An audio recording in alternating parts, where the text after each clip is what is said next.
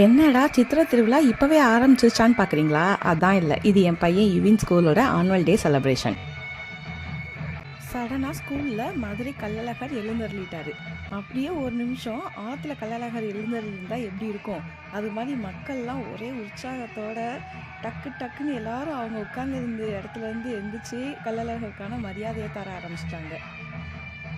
இங்கே என்ன நடக்குது, நம்ம இப்போ எங்கே இருக்கோம், நம்ம நிஜமாவே ஆற்றுல கள்ளழகர் இறங்குற வைபவத்தில் தான் இருக்கோமா அப்படிங்கிற ஒரு டவுட்டில் பேரண்ட்ஸ் எல்லாம் செம்ம எக்ஸைட்மெண்ட் ஆகிட்டாங்க.